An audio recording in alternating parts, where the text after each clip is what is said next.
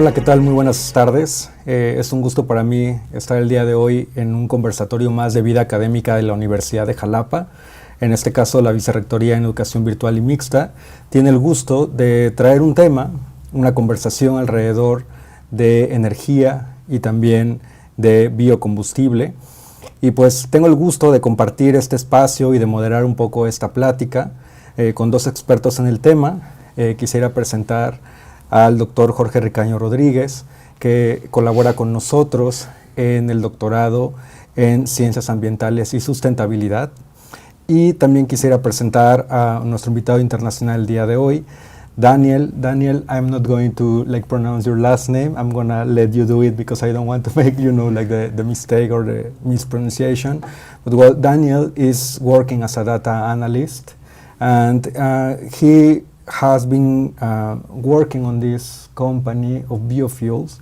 So it's a very interesting topic to bring to the table because right now we are starting this doctoral program. So it's really important for us to have this international vision about how corporate businesses work, and also the evolution of the use of biodiesel in as a very specific topic tonight. So I'm gonna read a little bit about our two guests. First, Dr. Jorge Ricaño. He has a bachelor in biology. He is also a master in alimentary or food sciences, and now he's working with us, as I said before, in the doctoral program of environmental sciences and sustainability. And Daniel, on the other side, studied at the university in Trento, in which I met him a few years ago.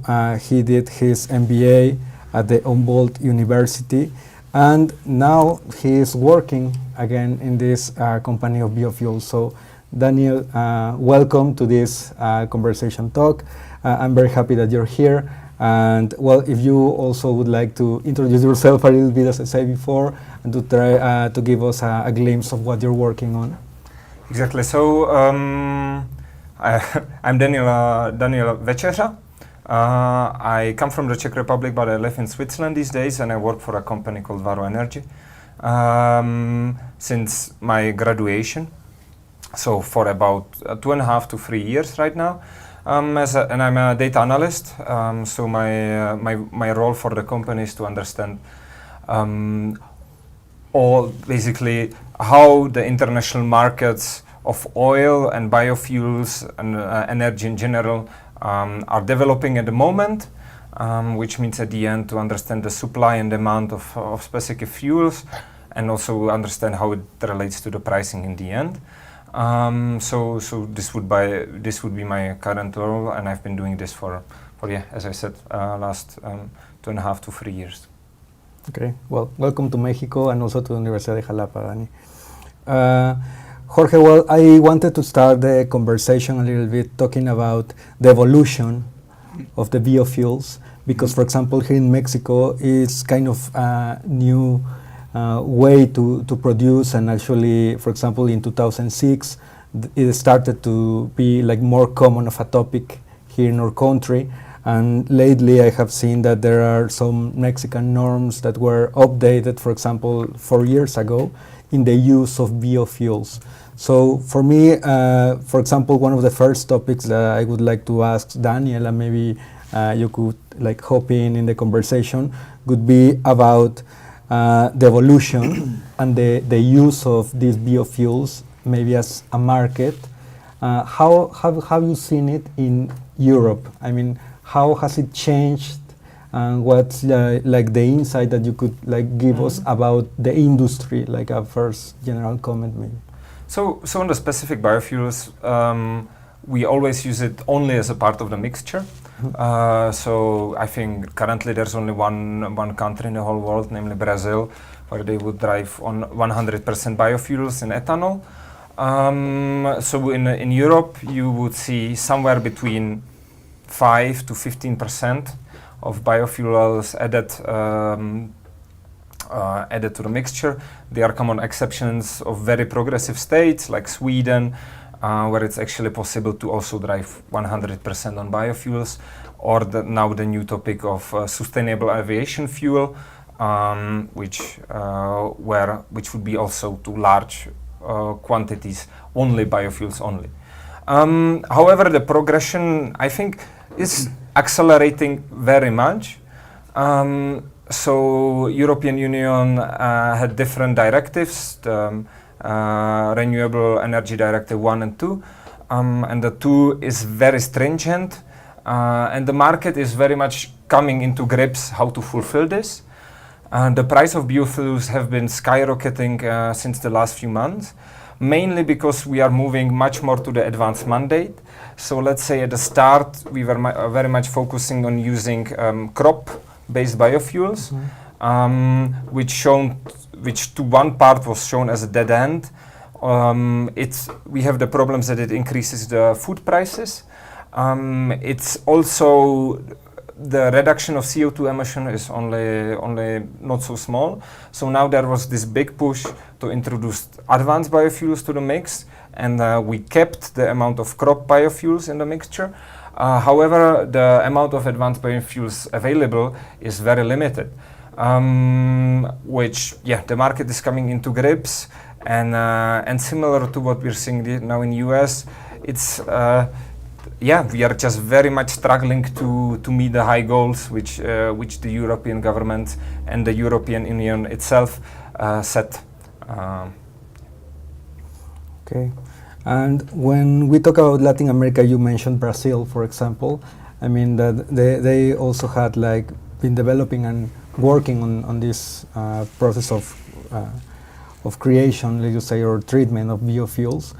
For example, I read, Jorge, that in Mexico they have been trying with some compounds, for example, from sugarcane, another ones from coffee, and it's very experimental in a way, because even we are not really prepared technologically, to have this process, or maybe to have the infrastructure in order to produce them, and that actually that the prices and the cost of production could actually be introduced into the market. So I don't know which would be your perception on the topic and on the use in Mexico. I read that, for example, from 2016, there are some regions in Mexico that were using up to 10% of biofuel in the mix, but that was the limit, let's just say. So I don't know what's the perception on the topic here in the country. Okay. ¿Puedo hablar en español para los televidentes? Sí. Este tema de los biocombustibles es un tema relativamente nuevo, entre comillas, ¿sí? No es un tema, digamos, que se haya estudiado de antaño. En realidad, como bien lo menciona Daniel, hay un boom en los últimos recientes años. Yo creo que en las últimas 2 décadas ha sido como el tema de preferencia que se habla, por ejemplo, en estas reuniones de los países primermundistas, en el cual están buscando cómo evitar y disminuir o mitigar todos estos procesos de contaminación que están dañando el planeta Tierra. Y bueno, todos sabemos que dichos procesos de contaminación en su mayoría hacen referencia a todos los procesos de combustión que incrementan los gases de invernadero y que están calentando el planeta. Entonces, casualmente, de repente a los gobiernos les importa mucho las emisiones contaminantes que están realizando las industrias. No es una coincidencia que en los últimos años la venta de automóviles eléctricos se está disparando por marcas como, marcas sumamente conocidas, y ahora con este señor Elon Musk que está impulsando sus automóviles Tesla, pues también se están volviendo como una moda anticontaminante, y pues bueno, todo esto viene a cotación al hecho de que entendemos ahora que efectivamente los gases de invernadero producen todo este problema de cambio climático que está afectando a todo el planeta Tierra. ¿Qué es lo que pasa con lo que me preguntabas de las mezclas que se deben hacer? Bueno, por legislación en México, si estas mezclas deben realizarse, de manera experimental con todos los biocombustibles porque existen estándares de calidad también en los motores de combustión que exigen por cuestiones técnicas que estos biocombustibles tengan una mezcla de carburantes hechos a base de carbonos, de hidrocarburos, ¿sí? Dicho de otra manera, de diésel, de gasolinas hechas a base de petróleo, y el otro carburante que sería procedente de alguna fuente biológica, que en realidad es un producto de fermentación, como por ejemplo el bioetanol, que es lo que más se utiliza para este proceso de combustión. Entonces, es muy difícil que exista una maquinaria que funcione únicamente con bioetanol, ¿sí? Y el día que existe esa maquinaria y que no requiera una mezcla de otro carburante, va a ser un motor excesivamente caro, ¿sí? Entonces no es rentable ni para la industria, no es rentable para los automóviles, me refiero en cuestiones de autonomía, e inclusive en cuestiones económicas tampoco es rentable, porque si en algún momento se sacara todos los hidrocarburos del mercado, ¿sí? ¿Qué haces con todos los yacimientos que están en este momento explotándose? Entonces, es una cuestión de mantener un balance entre la economía, entre la legislación y la manera en la que vivimos. O sea, queremos evitar la contaminación a todo costo, pero todos tenemos un automóvil. Y si tenemos la posibilidad de comprar los automóviles o de cambiar el automóvil cada 2 o 3 años, lo hacemos. Entonces, lo que comenta Daniel es que efectivamente hay países, como el caso de Brasil, que están en el top 10 de la producción de biocombustibles, pero estos países han estado invirtiendo en tecnología y sobre todo en biotecnología desde hace muchísimos años, ¿sí? Entonces Brasil en algún momento va a cambiar esos biocombustibles después a la producción de energía bioeléctrica, por decirlo así, con estas nuevas pilas que están utilizando, impulsadas a base de, por ejemplo, de hidrógeno, las pilas solares de los automóviles, por ejemplo, o las mismas pilas cinéticas que utilizan los automóviles de Elon Musk, los Tesla. Entonces es un tema un poco complicado, es un tema que tiene tintes políticos y el trasfondo también es difícil de comprender, pero lo importante es que se está haciendo algo, ¿sí? Lo importante es que tenemos la voluntad de soslayar este problema de contaminación que tenemos en este momento.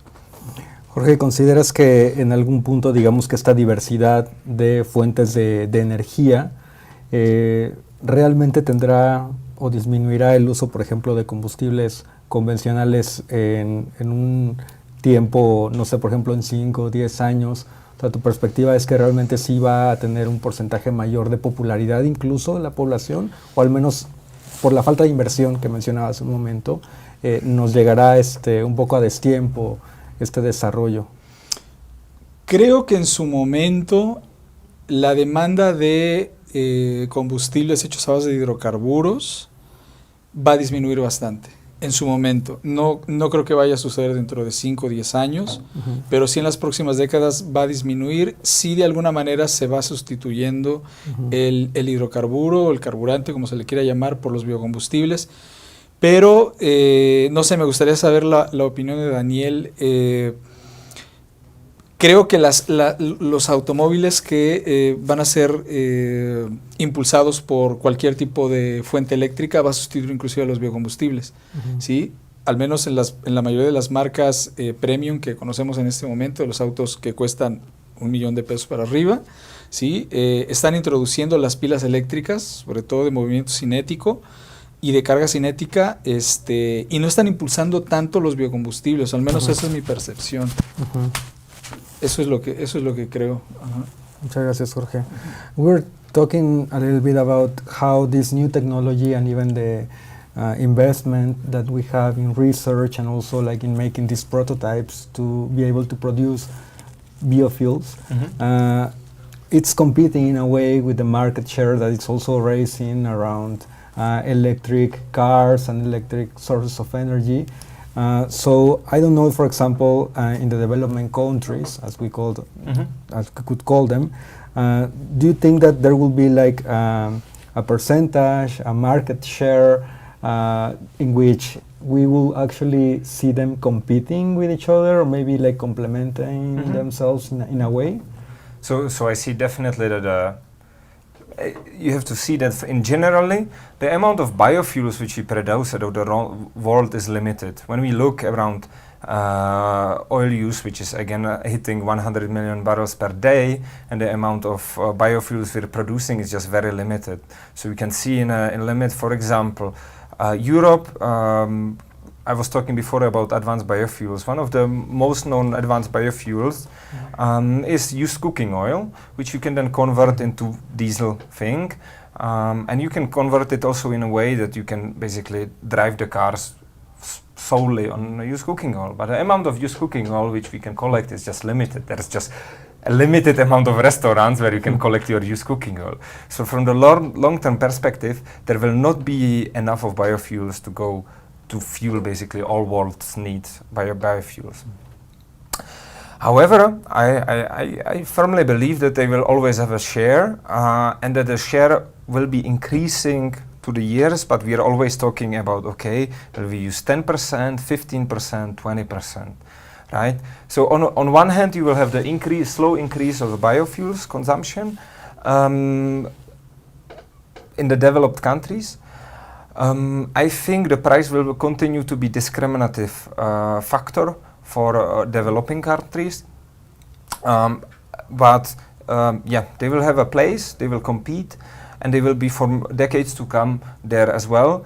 A clear example is what we said before, is what I talked about before is sustainable aviation fuel, where basically a vision of fuel electric airplanes is decades away, because the huge advantage of oil and biofuels is that the energy density is so high that it's suitable, for example, for airplanes, and it will take decades until we can fly in electric airplanes. And until then, if we want to continue to reduce our CO2 emissions, we need to continue invest in biofuels research.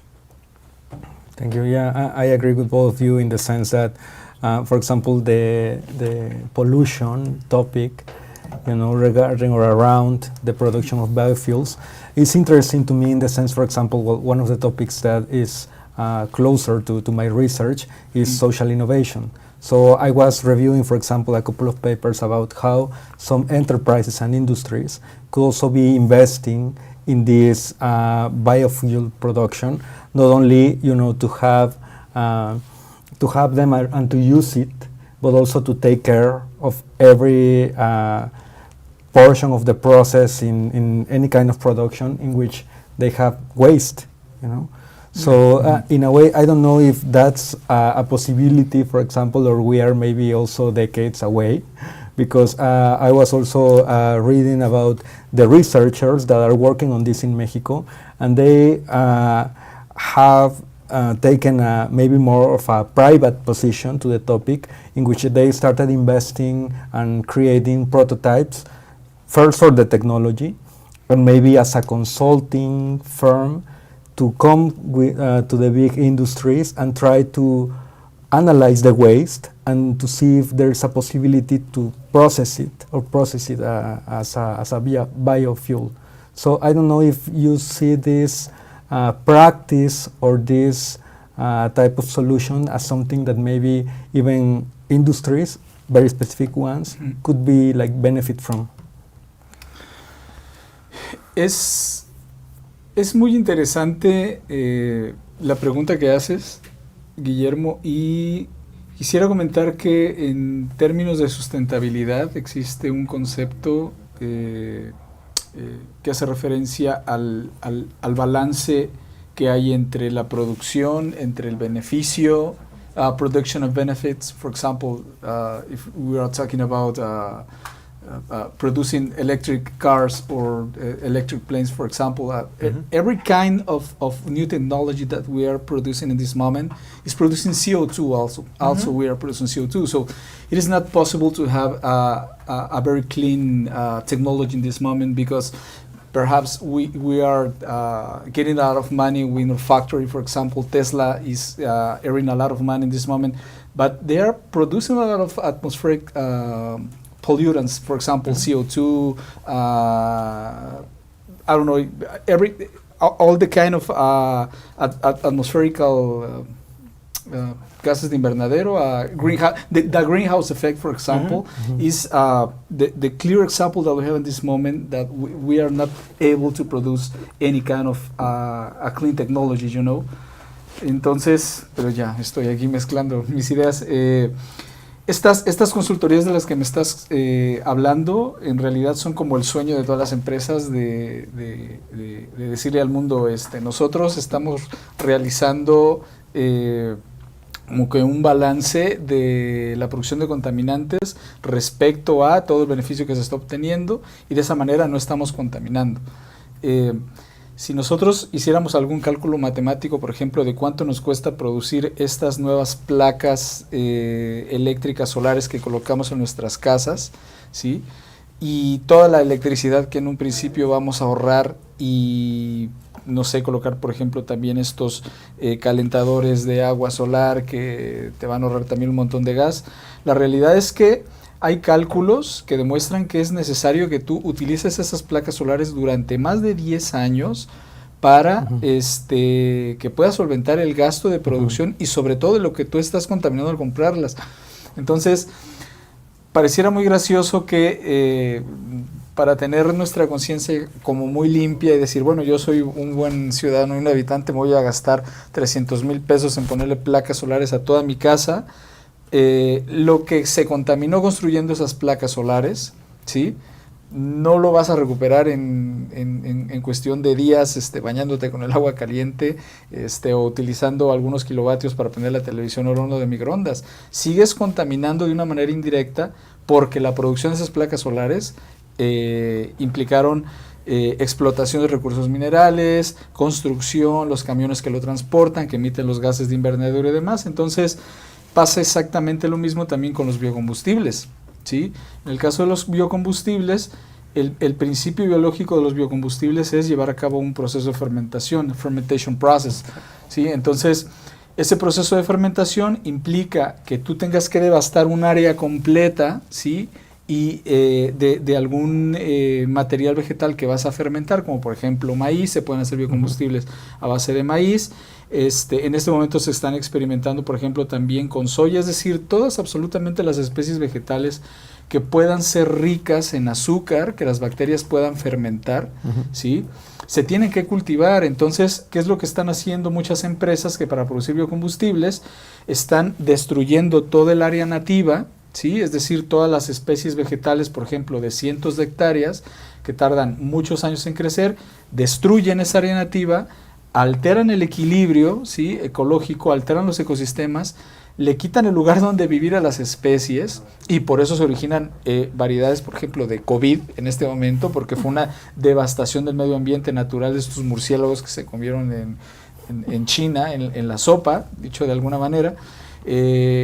Y bueno, pues estas áreas naturales que se están devastando son utilizadas para resembrar, se llaman monocultivos a una sola especie que crece demasiado rápido, como por ejemplo caña de azúcar, ¿sí? Devasto la caña de azúcar nuevamente y utilizo ese azúcar para producir biocombustible.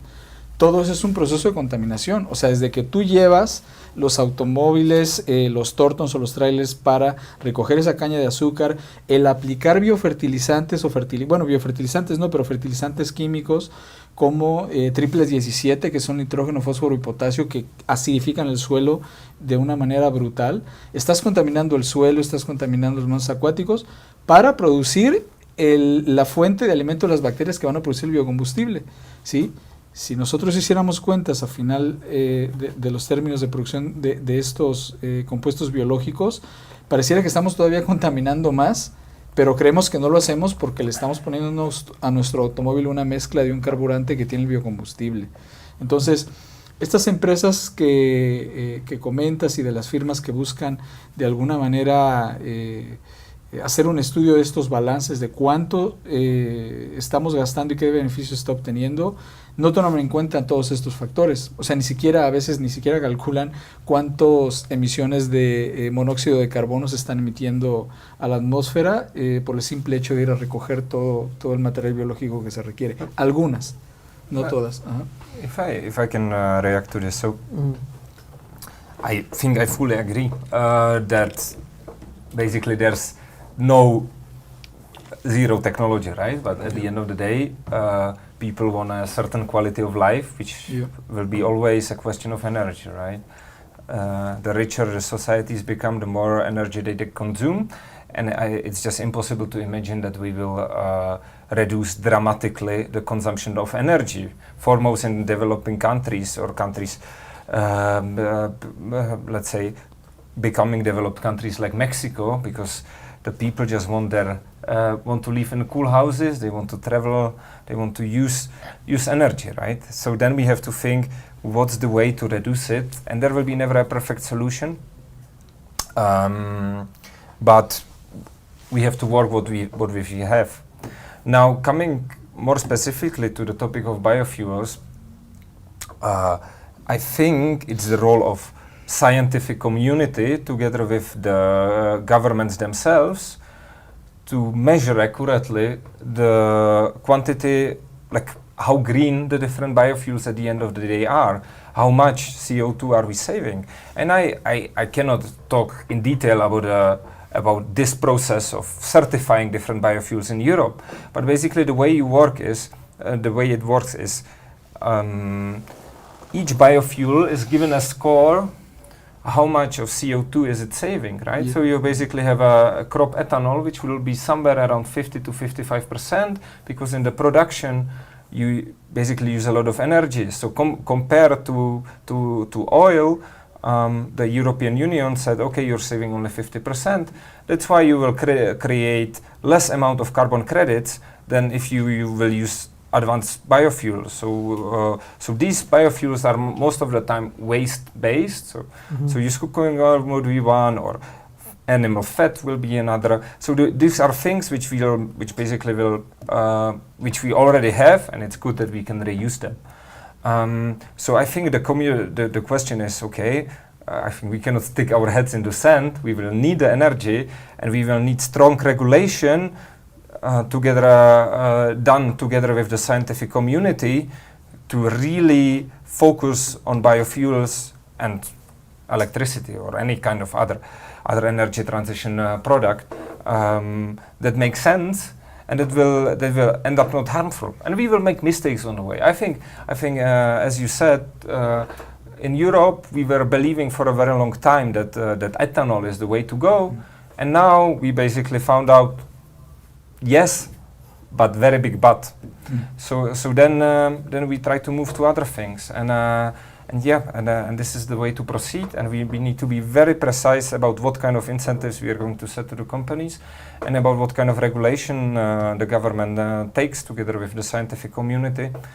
And then there's the third important factor is, can we harmonize this kind of regulation and approach across the earth? Because if one country is being in other way and the other countries say it completely differently, then what will end up is that there will be a lot of arbitrage opportunities which the companies will take use of, and the net benefit of saving CO2 gases or other pollutants will be not as great as we might hope for. And I mean, having this idea of making the process better, the production better, I think that also I was reading about these companies in Mexico that are investing really in the infrastructure again to make the process a bit cleaner or at least faster. And there are a lot of, for example, patents around this. So from the innovation point of view, it's like you have this list and okay, you are innovative, you are working towards sustainability goals. So it seems to me that it's a topic that we will continue reading about, because it looks like a very good example of how to actually be innovative in a product or a service that everyone is using. So the impact, at least theoretically, would be like huge if with any kind of improvement, and also like with the creation, for example, of these university or study programs around sustainability, because this is one of the brand new doctoral programs that we are offering here at the Universidad de Jalapa. So I think that there is like a clear path and interest to continue to to study this Yes. evolution and these topics. I don't know if from the academic point of view, Yes. you think you could give us, for example, an idea of if the topics of sustainability that are being treated or studied for papers and researches, are there another ones, or is this like one of the most important that you think you will be getting from your students? Like, Yes, of course. I think I have a very good answer to this question. And you know, Daniel said something very interesting. It is not an easy way, but we are giving a big step. You know, doing this kind of research is very expensive. It takes a lot of time to understand the biological process of producing this kind of biofuels. You know, we have been studying this since 3 decades ago, and it is not easy because, as you said, we have to take into account a lot of points. For example, the monetary way that we are going to spend all the money that we have to produce this kind of biofuels, and in some countries, for example, like Mexico, it is not very easy to understand how this is going to work, you know, because we are in a way of a developed country, and there are many technologies that we are not able to understand, and that is why I told you that I have the perfect answer to these questions. For example, you were talking about the academic point of view of for example, a patent of a word that university is capable to produce for the society. Talking about these kind of biofuels, I can mention, for example, that when I finished my PhD, I was working in Spain in a microbiology laboratory when we were trying to find a fungal strain, una cepa fúngica, una cepa de un hongo, that maybe it was able to produce biofuel if we gave this strain a big amount of sugar. We were using just sugar to start the fermentation process. So once we obtained the results that we were looking in that research, we started working with OMGs, with modified genetical organisms, you know, and this is a very, very, very hard to understand, because how can you tell to the people that common people has a common knowledge about what DNA is and how you are going to modify this genetical organism in order to get a new technology, you know? So if these people is not capable to understand because they don't have this kind of knowledge, because they don't have a biology vocabulary, and you have to explain to them that these modified organisms might be released to the environment and they might produce, for example, a problem of no sé cómo decirlo en inglés, desplazamiento de especies en un ambiente nativo. If we introduce this kind of organisms in the environment, so we might produce this regulation of the organisms that might be native, and we could start some kind of an ecological devastation, you know. I do not totally understand how can we do that. This is a problem that we are trying to manage in Consejo Nacional de Ciencia y Tecnología, CONACYT, because it's one of the problems that we are trying to solve in this moment. And this is very, very related with the production of biofuels, because we are using this kind of microorganisms. We are using bacterial and fungal strains that have been totally modified their entire genome, or we are modifying some specific genes that might produce more biofuel instead of using a native strain, you know. So this is this is an ethical problem that we have to understand since a personal point of view and an academic point of view. Sure. Yeah, no, I think what you say is really, really like on point and interesting, because at the end, the field work that you take around these topics, I mean, it has to be like really like defined or limited, so you can control the secondary effects. Or, but as a complex process, it is really hard, and sometimes I think that those topics are of interest of many scholars, like coming to the university and trying to understand this. And it also takes me to the topic of infrastructure again, because I do believe that maybe the investment also of the universities, in labs, and could maybe help that process. But yeah, I am only like talking from the point of view of any student that would expect, to have a bit more information about the control they could have, as in a lab, for example, when they are experimenting this. Yes, exactly. We are able, as our researchers, we have the possibility to control all the process that we have in a lab, But I'm telling you that when these processes are, for example, we have a translation from the laboratory to the field, and in the field it's not very easy to control all these experiments instead if we were working in the lab, So that is a problem that I'm telling you, that when we are academics or students, for example, we are not capable to understand that the translation of the lab to the field conditions are totally different. And we are believing that we are getting very important results, but the truth is that sometimes we don't understand what we are doing in the field, and we believe that we have a new technology, and that is not true. That will be like the process that will have to be studied, that Daniel mentioned, that we have to make mathematical calculations, we have to make descriptive statistics, to see if is it true that this new technology is cleaner instead of the technology that we is producing, for example, biofuels and the common gas that we use in Pemex, for example, ¿no? Uh-huh.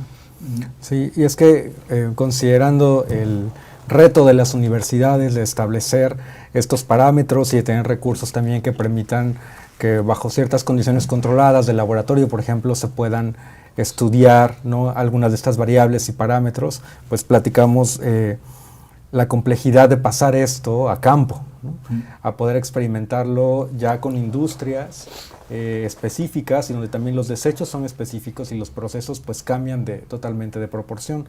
Y creo que una pregunta más en el corte académico que me gustaría saber es cuáles son estas licenciaturas, programas de maestría e incluso doctorado que están surgiendo alrededor de estos temas.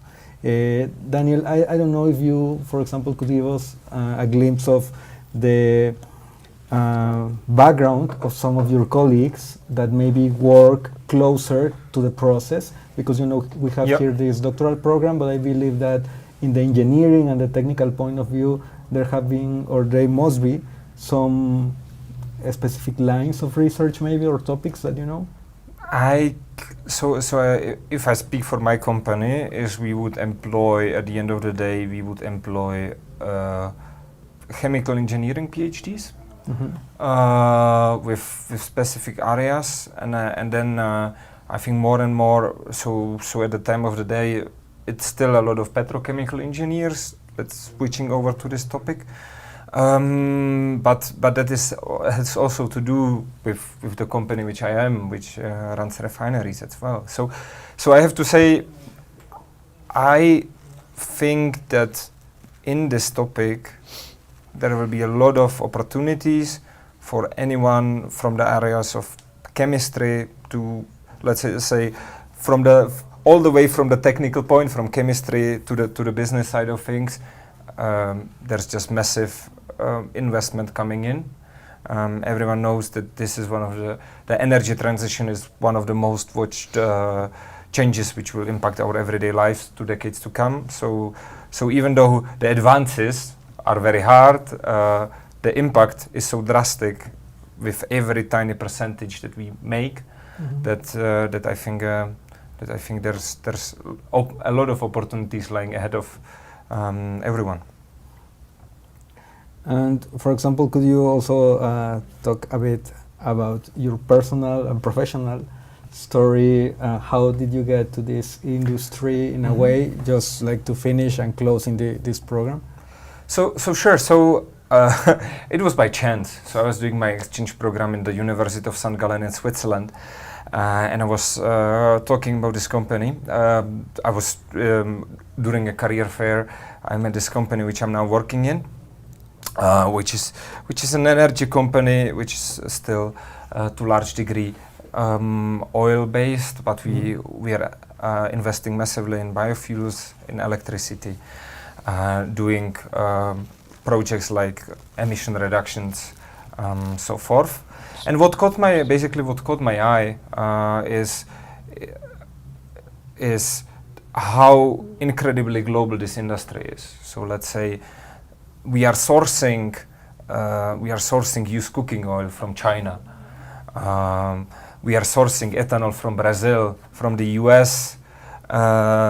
We are, of course, on the oil side, we are moving it all across the world, right? So it's an industry where anything that happens around the earth, in terms of weather, in terms of politics, in terms of regulation, in terms of economics, will be always impactful. So that's why what interests me is because it's one of the industries where it really pays off to read the news and to stay on top of the things around the world. So that's what's fun about my work every day. Muchas gracias, Daniel. Jorge, quisiera cerrar con algún comentario, sobre todo en este tema de invitar a todos aquellos estudiantes de maestría interesados en tu programa doctoral, en este que aperturamos ahora en Ciencias Ambientales. Sí, por supuesto que sí. Quisiera comentar que estos temas son temas que nos atañen absolutamente a todos los seres humanos del planeta, no solamente a quienes estén interesados en cursar algún doctorado en Ciencias Ambientales. Los temas de sustentabilidad son temas que nunca van a pasar de moda y cada vez se van a hacer más recurrentes en las universidades, van a ser más recurrentes en la sociedad. Cada día el planeta está más contaminado, ¿sí? Cada día estamos buscando alternativas que sean relativamente más limpias para mitigar esta situación en la que estamos viviendo, porque todos estamos preocupados de cuál va a ser el mundo o el planeta que le vamos a dejar a nuestros hijos, ¿no? Esa es una frase trillada, pero esa es la realidad. Entonces, haciendo referencia específicamente a nuestro programa de doctorado, en el cual nosotros intentamos desarrollar un programa donde se estudien muchas disciplinas relacionadas con el desarrollo sustentable, desde un punto de vista enfocados en las ciencias ambientales, pues quisiera comentar que este programa ofrece justamente esa oportunidad de decirle a la gente, mira, existe una manera distinta de vivir, existe una manera distinta de estudiar las ciencias ambientales, no desde un punto de vista sumamente técnico, ¿sí? Porque como bien Daniel lo mencionó, esta disciplina de estudiar los biocombustibles, porque son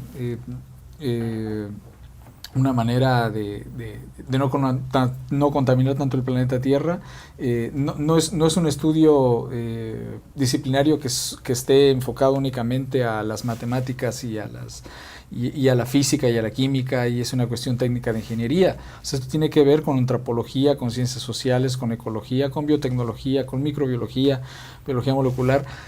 Lógicamente no podemos abarcar todo eso en el programa, pero el programa está diseñado para entender un poquito de todo, ¿sí? Tenemos inclusive una materia que está relacionada con cuestiones de biotecnología, y en esa materia de biotecnología vamos a estudiar desde cuál es la diferencia entre una célula animal y una vegetal, y por qué la célula vegetal pudiera ser utilizada para cuestiones de fermentación como una fuente de combustible. Y tenemos otra materia también en la cual explicamos algunos modelamientos matemáticos para entender todas las estadísticas que nos acaba de mencionar Daniel, ¿no? Entonces, me restaría invitar pues a toda la gente que estuviese interesada en conocer nuestro programa que nos contacte, ¿sí? En este momento yo soy el coordinador del doctorado, entonces tenemos un equipo de trabajo muy importante atrás de este proyecto que también puede resolver todas nuestras dudas, ¿sí? Y pues pregunten todas las inquietudes que tengan, con muchísimo gusto las podemos resolver. Muchísimas gracias, Jorge. Nuevamente, muchísimas gracias. Thank you so much, Daniel. Y gracias a todos los que nos acompañaron en esta transmisión. Seguiremos trabajando en estos eventos de vida académica y con estos temas transversales que pues, nos interesan y nos importan a todos. Muy buenas noches.